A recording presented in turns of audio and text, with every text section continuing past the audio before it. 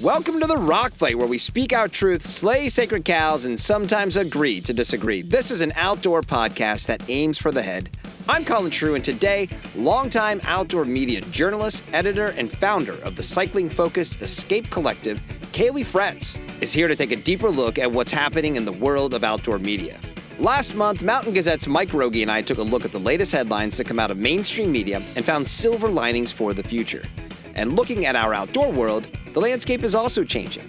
The legacy outdoor media titles we've all known for a long time don't carry the weight that they used to. And as print titles like Mountain Gazette, Adventure Journal, and Hi Hey Hello grow, so do the presence of paid subscription-based digital outlets like Escape Collective, which got its start last March and runs completely supported by reader subscriptions. Caley has spent most of his time in the cycling and outdoor media world as an editor at Velo News and then as editor-in-chief of Cycling Tips before launching Escape Collective and has seen the changes in the media landscape firsthand. During our conversation, we hit on the current state of outdoor media, how competition with large tech platforms has changed media over the past 2 decades, as well as what's in store for Escape Collective after a successful first year. Welcome back to the Rock Fight, where today we're talking about the future of outdoor media with Caley Fretz.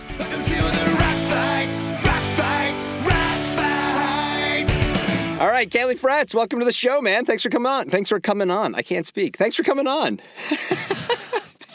Thanks for having me. It's good to join you. We're going to talk media, my favorite thing, the only thing I really think about, not cycling. Cycling is just replace cycling with whatever medium you want, and it's as long as it's media-based, you're good. Is that kind of where you're at? Yeah.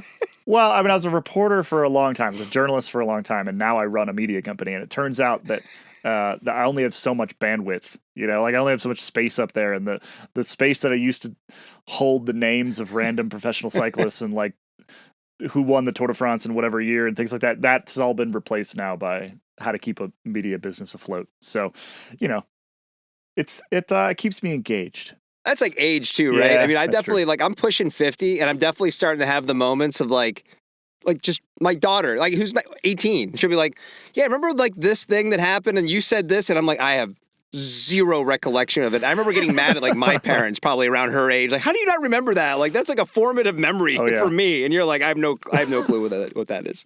It's weird.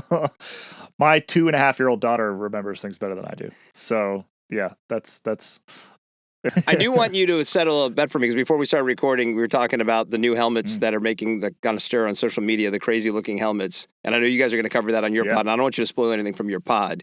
But Emily Holland, who comes on the show quite a bit, she and I were literally texting this morning because she is a proponent of Crocs and I am a Crocs hater. And I sent her that picture of those helmets and said, these are the Crocs of helmets. And she's like, yeah, but I bet it makes them go faster. And I said, I don't think it's worth it. I don't care how much faster I would go. So I guess really more the question for you is, would you wear that helmet? Oh, absolutely. Me, absolutely not. I mean, but I'm also not trying to win the Tour de France. So I think if I was trying to win the Tour de France, I might wear it. It's an aesthetic sport, right? So like, you gotta look fast to go fast, I think is one of the phrases. So yeah, I could see riders. It was launched this week, this new ugly Giro. They all had to wear it. Like the team forced them to wear it the first couple days. But I could see riders going back. Can you imagine? You're on the bus, right? You're rolling up to the race, and like the team, the equipment guys, like, all right, boys or girls or whoever it is, like, got your helmets. You're like, what the hell? Oh, God. I mean, honestly, it's so... If you haven't seen this, just go open like any cycling page on Instagram, and it's like the only thing that cycling can talk about for the last 48 hours. It is so absurd looking. It's like you stuck like a great white shark nose on your forehead, basically. It's so absurd looking that I think even the riders were given a bit of sort of like special dispensation to make fun of it, because there are riders on these teams who are literally making fun of the helmet that they were just handed by a sponsor, which is not something you get very often. Seriously. In pro cycling. All right. Well, we're not here to talk about bike helmets. We are going to talk some media, like you said, because I reached out to you because we're kind of at this crossroads, like where the outdoor media landscape has changed or is changing. I was talking a bit with Mike Rogie from Mountain Gazette a few weeks ago, and who's a print guy. We've talked a lot about print lately on this pod. So I want to talk to somebody who's a little bit more in the digital game. And as someone who spent a long time active in outdoor media, I guess I want to start with, maybe not specifically your site, we'll get to that, but what's your kind of state of the union on outdoor media as we sit here in 2024? I mean, it's the State of the Union is bad. It's ugly. It's ugly out there. I shouldn't say that. It is. We are in an extinction level event for a lot of media right now, right? Because the structural underpinnings of particularly the digital media landscape are crumbling. Now, I would say that like part of the reason why the print folks are maybe feeling that a little bit less is because this happened to print 15, 20 years ago, right? So the fact that Mike has been successful, he's gotten through the extinction event and he's out the other side, right? Digital media is in it right now. I mean, you know, the list of shut down media titles just in the last year, 18 months is so long. Like 6 weeks. We could literally just list it. Yeah, like we could just sit here listing it for the rest of the show, right? Even in the last 6 weeks, like you say, there's been a whole new pile of them, Vice and all the rest. Even these titles that were like Vice was the darling of the 2010s, right? Yeah. They were the ones that figured out the algorithms, that figured out SEO, that figured out the way of reaching audiences in that sort of like peak social era. And you know, for all intents and purposes is going to be gone, right? It's going to be just gone, wiped off the face of the earth. It's going to be a social media. What did the CEO said something about pivoting to social or something like that? Some really stupid decision. Yeah, advice. Let's pivot. Let's pivot to the thing with an algorithm we can't control that's really, really hard to monetize. Anyway, we don't need it. I know we used to have an HBO show, you know, like half hour, but I think we can get all this done on Threads, you know. Well, they fire all the reporters and lay off all the reporters, lay off all the journalists. Anyway, that we don't need to sort of maybe relitigate that because it's really obvious that it's ugly right now for a lot of media in general, and outdoor media, I think specifically. The analogy that I have sort of used is one of a wildfire because I think it works for outdoor folks. We kind of get it, and you know, we're in the middle of the fire right now where a lot of stuff is burning up. Right, a lot of old growth is burning up. A lot of sort of these legacy titles are disappearing. You know, I worked for a title up until November of 2023 that doesn't exist anymore. Just straight up doesn't exist anymore. It was folded into a group at Outside now called Velo. Technically, they also killed Velo News at the same time. Peloton Magazine, which was also an Outside property, killed about a year earlier. So like that's just the three that I personally worked with in the last 2 years. 3 of those are now gone, right? So I am simultaneously like deeply pessimistic and somewhat hopeful that we can kind of, you know, all these interesting, cool little independent media houses, niche publications, whether it's Mike in print or us in digital and cycling, like all these sort of little things that pop up because we were given essentially, and this is, I guess, kind of unfortunate and cynical, but kind of given the space by the collapse of the things that came before. Yeah. And again, you can litigate why those things collapsed and whose fault that is and all these other things until the cows come home. But at the end of the day, the reality is they're gone, right? Cyclotips is gone. Velo News is gone. If I'm speaking specifically in the cycling space. And for myself and my crew over here, that's an opportunity. I'm definitely optimistic. Mostly because, like you said, I'm curious what's going to pop up. I mean, that's definitely why, you know, we've had a pretty cool first year over here doing this podcast. And I think part of that is because there really wasn't anything else like it happening, you know? Like, not to pat myself too much on the back, but that definitely feels like, I don't know, it feels like we're definitely heading potentially to a good place. Yeah. I mean, small stuff, right? Small stuff. Like, what's getting hollowed out is the middle. It's the sort of 30 to 50 person organizations, or even like the 30 to 200 person organizations, really. Which is unfortunately where a lot of the journalism happens, right? It's where a lot of really important stuff happens. You have to be incredibly lean. You have to be. We don't have any significant overhead. We don't have offices. We don't have any of this stuff. We don't have that many people on staff that aren't directly creating content. everybody on our entire team is either making content, they're either writing stuff or shooting stuff or whatever, or they're doing something else that's directly related to essentially like member service, right? So for example, just yesterday, we launched a game. It's super fun. It's like a grid style, kind of tests your knowledge of pro cycling. That is a perfect example of like, okay, it's technically not content, but the person that is responsible for that type of product, that's essentially a member service, right?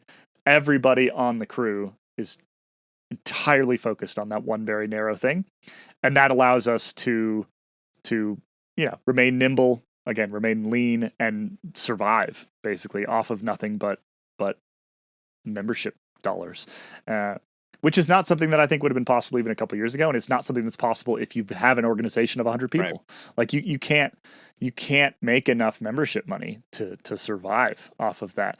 But if we have 15 people, right? So, payroll into 7 figures, but not that far into 7 figures. And one that, we're inches away from profitability right now, with a trajectory that has us confident enough that we, I've got an open slot that I'm hiring for right now, for example. So yeah, I think that's the future. I think the future, at least in the near term, is very small or very big. I think media has been a bad business for about 20 years. Yeah, right. It's like so even though I describe an extinction level event right now, like it's just the sort of acceleration of something that's been happening for a while. Well, the meteor hit Earth when everyone's like, hey, we're just going to put all of our stuff we charge everyone for free on the internet in the year 2000 or whatever. Like, who thought that was a great idea for us? And you can't put that genie back in the bottle necessarily. Although we're currently trying, like we are. Yeah, I mean, the free media thing is a really interesting topic to me, because like philosophically, I don't love that we have a paywall, right? Like we have what's called, we have a metered paywall, right? So people it actually changes depending on your propensity to pay. But you get somewhere between like 3 and 5 or 6, sometimes even more stories in a given month before we drop the paywall on you, right? And that's very purposeful. Like one, you have to sort of understand what you're getting. You have to get a taste of the product before you're going to pay for it, right? So just from a pure acquisition standpoint, you kind of have to do it that way. But also sort of philosophically, I don't love the idea of an internet that's closed off to only people who can pay $8 a month for lots of different things to get the content they want, right? Like I don't love that. Right. In many ways, an advertising driven internet, which is what we had for the last 20 years, is the ideal for access for people, for making sure that people can read the stuff and listen to the stuff and view the stuff that they want to consume. But we have been systematically screwed by big platforms. Media has been systematically screwed by Google and Facebook and all the rest. And when I say systematically, it's not that I'm thinking somebody sat down in 2012 and mapped this out, although it wouldn't surprise me. But just to like really briefly kind of walk you through the issues here is basically, these we came into the digital era, and all of a sudden you went from you've got 100,000 print subs, and that is a really strong business. 100,000 people, lots of people. That's a really strong business.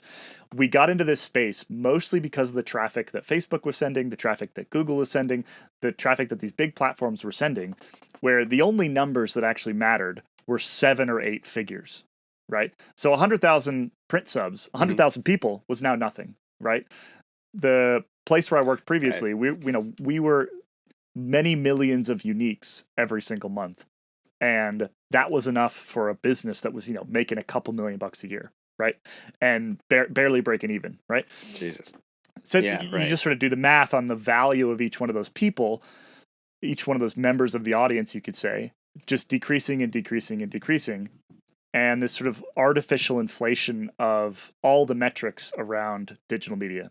Because essentially we were trying to compete with tech platforms. We're trying to compete with Facebook, because if you're a marketing manager and you can spend money on social, you can spend money in endemic media, you want somewhat similar CPM on those two things. You want somewhat similar hit rate, right? Sure. Like, yeah, you maybe want to support the media, but you also have to get results. So we're competing with these giant tech platforms, which means we had to find numbers that allowed us to compete with these giant tech platforms. Now, what happened in the last couple of years is, and again, I'm sure there's some marketing folks out there that might view this a bit differently, but this is from a media perspective. What happened in the last couple of years is all that traffic that was sort of artificially inflating what we thought was a big audience started to go away. So the platforms, Facebook, Google, they started just slowly turning off the taps, right? Where I worked previously, Cycling Tips, roughly 25% of our traffic was coming in from Facebook. Less than 1% of my traffic today comes in from Facebook. Right. So that was roughly 25% of wow. Millions of uniques a month. Right. And now we're at less than 1% of a site that's honestly also quite smaller. So the raw number is even tinier than that. So basically what I'm saying, the long convoluted way of saying the platforms artificially inflated how much traffic you needed to stay alive as media. And then as part of that, the amount of money we were getting out of each one of those users slowly decreased, right? Because we had essentially a supply problem. And supply going up, everyone's traffic is going up and up and up and up and up every single year, which meant that CPMs were going down every single year, programmatic getting worse and worse and worse for media every single year. And now we're at these sort of like just minuscule amounts of money per eyeball, right? And then the taps get turned off. And so you've got a minuscule amount of money per eyeball and no traffic. And that's why we're in this extinction event right now. It's why Vice can't survive. It's why most media out there that exists in that middle space in between the tiny sprouts and the New York Times is suddenly looking at this going, well, fuck, like we were okay as long as traffic was going up every single year. But now Facebook and Instagram and all the rest don't want to share our stuff if it has a link in it, because they're in the, they're all following TikTok around and they're in the distraction economy now. And they basically want to keep you on their platform forever. And they don't, if you put a link in your Facebook post, they don't want to send you away from Facebook anymore. Right. And so that's why we don't get any traffic. And you have this horrible combination of, you can't make money off of each person and you have fewer people coming to your site.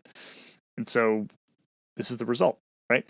And that's why I think the only way forward is to go straight to the audience and to go to the people that like your stuff.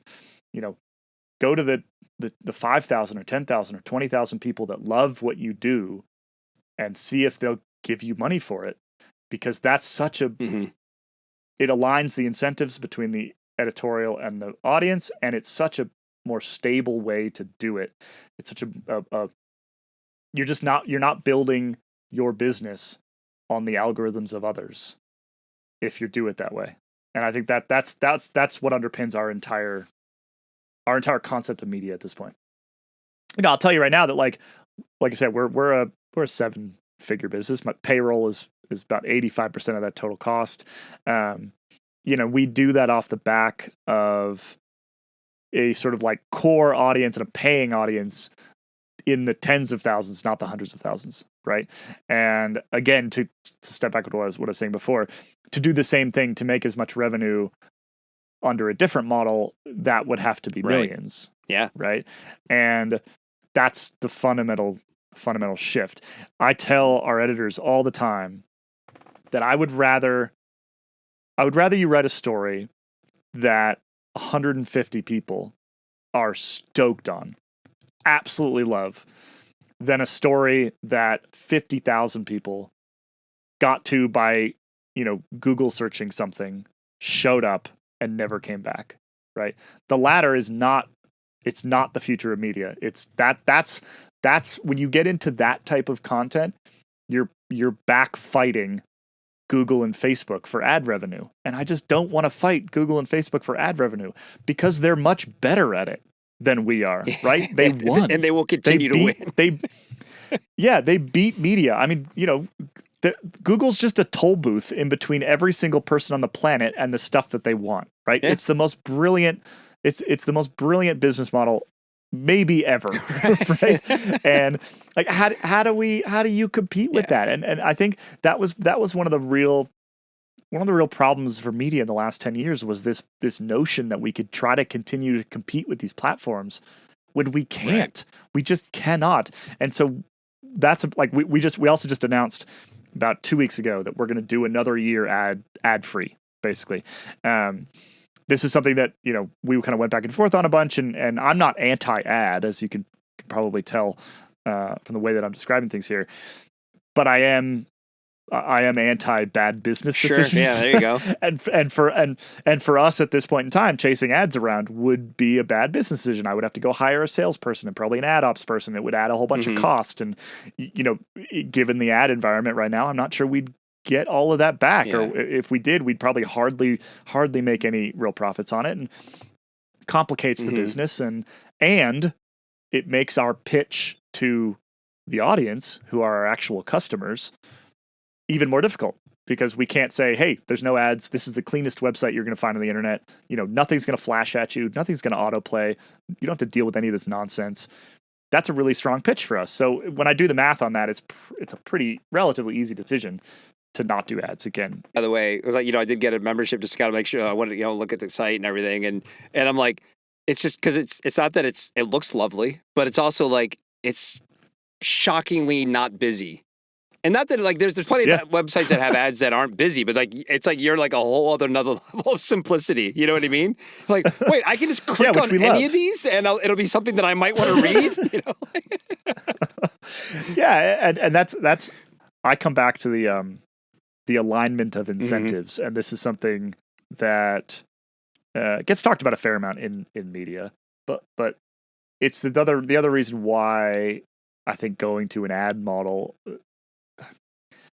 while possibly necessary, it does start to misalign the incentives between us and the reader, right? Because it just means that we're not working for them as much anymore. And I think that as long as we can, we're going to try to sort of maintain that sort of cleanliness of our business model. That said, refusing to diversify where we get our revenue from is not a good way to stay in business particularly long. So I never say never. And again, not anti-ad in sort of any sort of philosophical sense. I just think that we can create a better product without advertising in that sort of traditional way. So I guess to start wrapping it up, like what's the ceiling? Like, what do you do? Like, I know it's 1 year, you're crossing these milestones, but like on your best days when you're like, oh, this is it. Like, where do you see it all going? I mean, are you going to expand into other categories? Do you think you'll add other? Yeah, I don't know. We're definitely working through that stuff right now. My gut says, like, actually, do we have to get really big? Like, do we have to be enormous here? Like, do we have to scale? A lot of me is like, no, like, let's pay the very talented people that I work with above market rate to do their job better than anybody else can do it. And let's be happy in our little space right here. The other side of me, because I'm an ambitious person who likes challenges and likes doing things like that, is like, no, fuck that. Like, let's get huge. Let's be awesome. Let's take over all of outdoor media. Like that. No, like I think that the reality will be somewhere in between, right? So the way that I'm thinking about it right now, and I know that the way that Wade is my co-founder, Wade Wallace, who's also the founder of Cyclotips back in the day, the way he's thinking about it as well is like, we kind of, not that we perfect what we're doing in cycling, but we understand what we're doing in cycling. We understand what works. We understand what doesn't work. We understand how to pull the levers we need to pull to build a sustainable business within a niche sport. When we understand that and we build a playbook around that, then we decide if we start to apply that playbook elsewhere. Right. So I think in the near term, like, I mean, literally even smaller than that, we start off with, can we figure out road cycling, which is basically the first year, like the niche within the niche. Right. And then we're dabbling in mountain bikes, and I think we'll do a lot more in mountain bikes soon. I'm hiring a tech editor right now, in particular, somebody who is likely focused on more off-road stuff and is comfortable on a podcast and can do video and things like that. If anyone's out there, head over to the careers page. We'll link it in the show notes. Yeah, I'm looking for somebody really good, right? Because you need to make, if I hire you, you need to make stuff so good that people will pay for it. That's a tricky thing. So yeah, I think that like stepping into mountain bikes and stepping into sort of more off-road stuff is step 1A for us, or 1B maybe, and figuring that out. But yeah, I could see us again taking the playbook and applying it elsewhere. Like, could we build with what we know? Could we build a running site or a skiing site, or like, do we even go wicked small? Right, like. You can hear the wicked. I am also from Boston. Long time ago. But yeah, like I was joking with my wife the other day because we're both big cross country skiers, big Nordic skiers here in Durango, and it was our last race of the weekend, last race of the year last weekend, and like, could you build a Nordic skiing site? Like the audience is vanishingly small for a Nordic skiing website. But I only need about 1,000 people to cover the cost of that. 1,000 people, right? The Berkey, two weekends ago, 3 weekends ago, up in Wisconsin, has many thousands of people that race that race, right? So if you could get 20% of Berkey entrants to give you, $7 a month for the best Nordic skiing coverage on the planet, would that be a functional business? I'm going to couch all this in the fact that there's a couple sites out there that I really love, like Faster Skier and so there is competition that I like. I'm not coming for you, Faster Skier. You do a very good job. I'm literally just thinking. I'm thinking out loud. Like, what spaces could you get into with this model that would make sense, right? So I think that's the near term future. There's a lot of other things that sort of keep a business like this afloat. Like I said, we just launched a game that seems really inconsequential maybe from the outside, but I can tell you right now that like we've already gotten more email addresses off of that game in 24 hours than I got off anything else in probably the last 2 months, right? And email addresses to me are gold, right? Because then I can email you and tell you to sign up. I'm going to email you. You're either gonna leave, you're gonna unsubscribe, or you're gonna pay me. No, it's the greatest metric, right? We're gonna yeah, exactly. So yeah, like just emails and sort of like recurring things to bring people back again, kind of New York Times model, right? It's our Wordle. We're about to launch classifieds next week. I don't know when exactly this podcast is going up, tomorrow. But probably by the time Okay, so like pretty soon after you listen to this episode, there's going to be classifieds on the site. Again, that's another just means of getting people in the door every day and having sort of like ongoing community. And we can provide something to our members for that, because we can give you like your ad is higher up and things like that for being members. So there's lots of different things that are not pure editorial that I think will contribute to the success of long term of the business, and are also then again part of the playbook, right? So how do we build this thing within our space that we truly understand? And then we decide if we want to scale it. And that decision has not been made and probably won't be made for a while. All right, man. We can wrap it up there. I appreciate you coming on. Sure thing. I've really enjoyed it. It got me thinking about some stuff. I apologize for yammering extensively. It's a podcast. It's what we do. That's true, actually. Yeah, it's kind of the thing. Hugely enjoyable. Appreciate you having me on. Head over to escapecollective.com. Sign up now. There we go, right? They will link in the show notes. Play the game. Keep an eye out for the things you were just promising that are coming up. A lot of good stuff happening, it sounds like. Oh, yeah. Yeah, check out the site. I think that's the big thing. Thanks for having me. Thanks, bud. All right, that's the show for today. But before you move on to that next podcast, can you please be sure you are subscribed to the show by clicking follow on whatever podcast app you are listening to us on. And if you want to reach out, you want to pick a fight with the Rock Fight, send your emails to myrockfight@gmail.com. The Rock Fight is a production of Rock Fight LLC. I'm Colin True. Thanks for listening. And back again for another go-round. He's been on that ledge countless times, and he knows what that feels like. It's Krista Makes with the Rock Fight fight song. We'll see you next time, Rock Fighters. Rock Fight!